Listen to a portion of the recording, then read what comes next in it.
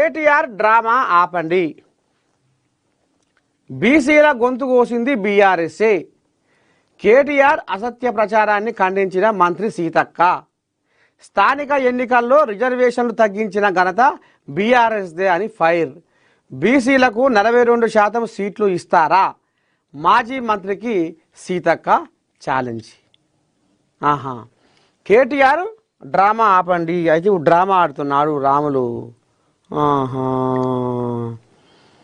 మరి ఇప్పుడు ఎట్లా ఒక బీఆర్ఎస్ కోజాగన్ లైన్లో తీసుకుంటేనే బాగుంటుందిగా. వాళ్ళే ఏమంటుంది, స్థానిక ఎన్నికల్లో రిజర్వేషన్లు తగ్గించిన ఘనత బీఆర్ఎస్దే అని సీతక్క మండిపడుతుంది. సరే, ఒక్కసారి మనం ఎవరితో మాట్లాడదామంటే ఫోన్ చేద్దాం. గుంటి మంజుల, ఈమె పాత బస్తీ మనవరాలు. ఏమంటుందో ఏమో చూద్దామా మనవరాలు. ఇంకేమందో సీతక్క ఇందాం.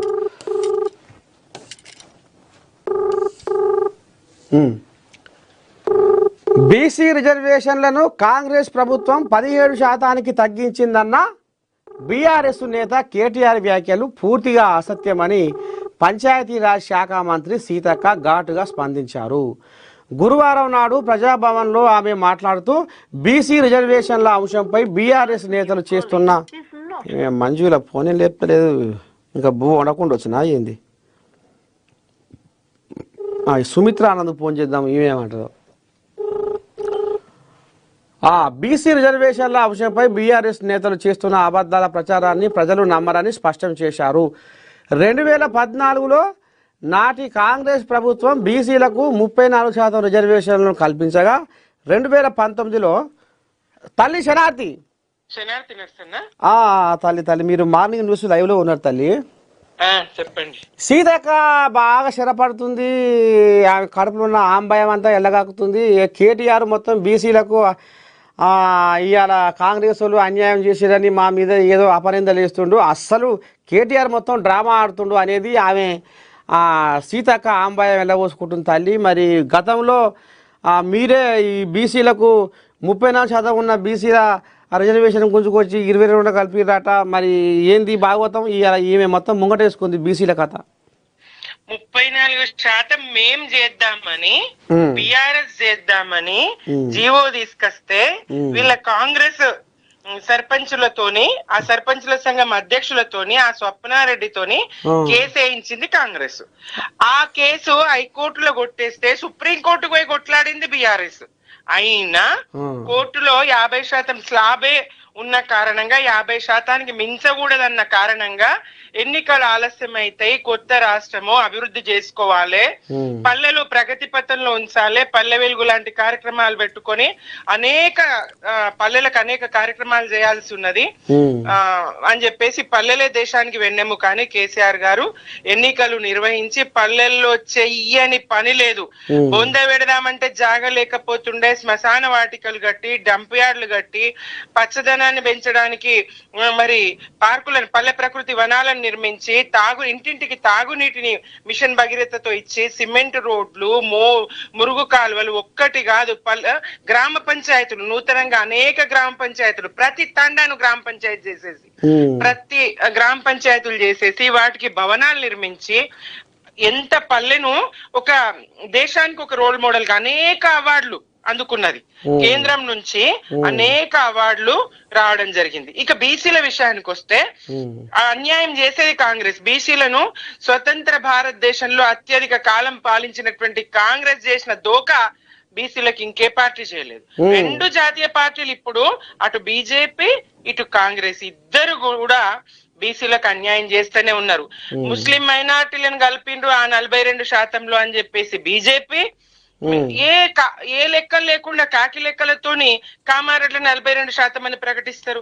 మేము జనగణన చేస్తాము, కులగణన చేస్తాము, చేసినాక ఎంత శాతం అయితే అంత శాతం. ఆయన పెద్ద ఢిల్లీలో చెప్తాడు కదా, వీళ్ళ పెద్ద మనిషి, వాళ్ళ 3 రాష్ట్రాల శాత కాదు కానీ దేశానికి చెప్తాడు ఆయన. ఎవరు నమ్ముతారు దేశంలో? ఎక్కడ రాహుల్ గాంధీ గారు ఏమన్నాడు? ఎవరెంతుంటే అంత సంఖ్య. ఉత్నా ఆబాది జిత్నా ఇది అని చెప్పేసి ఏమేమో కథలు చెప్తాడు ఆయన. ఇక్కడికి రాష్ట్రాలలో భిన్నంగా ఉంటది. వీళ్ళు లెక్క పత్రం లేకుండా 42 అని చెప్పి కులగణన చేసినామని 1,60,000 కోట్ల ప్రజాధనం వృధా చేసిరి.